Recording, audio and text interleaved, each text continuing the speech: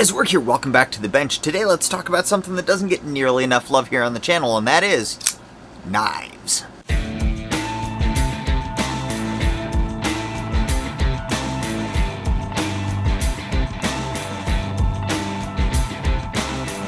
So guys, I've done a couple of EDC videos along the years telling you guys what I'm carrying, and one thing that always ends up in every EDC carry video is, of course, a pocket knife. Now, pocket knives can vary anywhere from like the tiny little Swiss Army knives to the big old knives. But one thing that's stayed constant over the last 2.5 years is that I've had an ABKT knife in my pocket. So ABKT, or American Buffalo Knife and Tool, is a knife company that makes affordable quality knives. Now, why do I say affordable quality? Well, these knives range in around the like $25 to $35 range for the majority of their knives.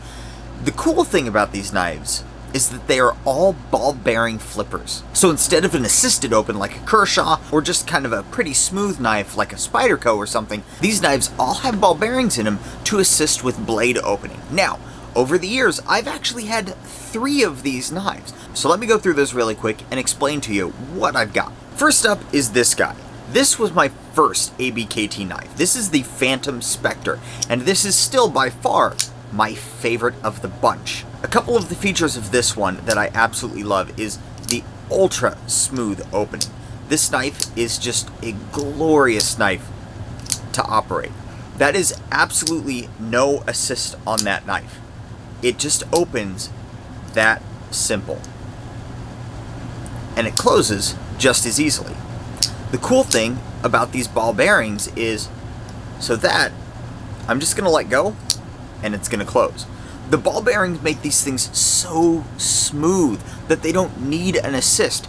With just a little flick on the rear here, the knife blade pops out. Now you will notice here my belt loop here is falling down. I had a screw strip, and that's why I don't carry the Phantom Spectre anymore. Unfortunately, I do want to get a new one. I just haven't yet. I decided to, instead of getting one more of the same knife, I decided to try out some of the other knives to give you guys a fuller view of what their quality and their product line is like.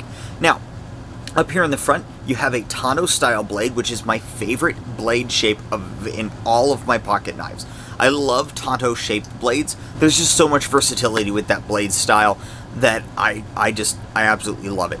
You can see here that it's got 3 little lightning holes in there. Those don't do much, but they look nice. Now, this one has a 3 3/4 inch D2 tool steel blade. All of these blades that we're getting ready to talk about with these ABKT knives are D2 tool steel. Couple of cool things about D2 tool steel. It's super rugged and it's slightly corrosion resistant. So, although we do have a coating on this, you're not going to see any rust on any of the sharpened surfaces like you might with one of the higher carbon steels. Now, this particular one lasted about a year before I had to resharpen it, which is pretty damn impressive because I use my knives for everything. This one has been sharpened twice and is still extremely sharp, but unfortunately I don't carry it anymore because the pocket clip broke. So, after the pocket clip broke, I got a hold of ABKT and talked to them a little bit about it, and they ended up sending me this. This is the Blue Shield. This is one of their newer knives. It's got an aluminum liner, G10 scales on the sides, and again, it's got that D2 tool steel Tonto style blade. Now, this blade is only 3.5 inches. However, a 3.5 inch blade is more than enough for the majority of situations. Now, this one I've had for, quite a while now, maybe 6 to 9 months, and I've not sharpened this blade once. And even after not sharpening this blade a single time, it still has a pretty darn good edge on it. So after I ran this one for a little bit, I decided that I wanted to retire the Spyderco that was kind of my lightweight knife. So I went and got this guy. This is the Desert Scavenger. So the Desert Scavenger is almost identical to the Blue Shield. The only difference is it's got a more traditional blade shape here. The liner is not blue anodized like it is on the Blue Shield, and this one's got a Desert Tan G10 coating instead of the black. Now, both the Scavenger and the Blue Shield are also ball bearing knives. And again, I've had the Scavenger for quite a while now, and it's still nice and sharp. So, why ABKT over something else in the same price range like a Kershaw? So the 2 main reasons that I now prefer ABKT over something like a Kershaw. Reason number one is the assisted open on a Kershaw. Despite being very useful when you actually want to open, I've had Kershaws accidentally open before in my pocket, and that assisted open is just a little bit too much. I actually sent a blade through my pocket before with a Kershaw. Not only that, but a Kershaw is very difficult to close because of that assisted open. So you open one of these ABKT knives, and to close it, I just push down the liner lock, pop the blade down to where my thumb is now blocking it, pull my thumb out of the way, push it the rest of the way down. With other knives, like say this Kershaw, it's got that nice assisted open, but to close it, you've really got to wrench on it, and that wrenching makes me a little bit nervous.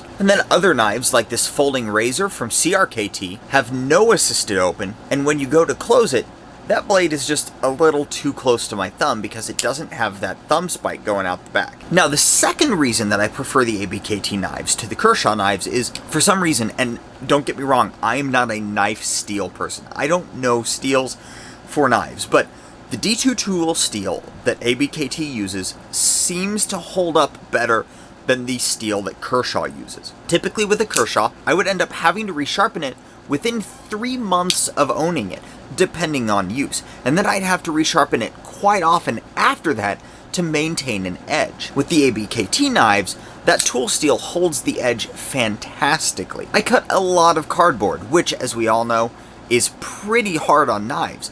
And these things still hold an edge. They cut through cardboard really well. And when it comes down and you do end up having to sharpen it, like I did on my Phantom Spectre here, it holds the new edge well as well.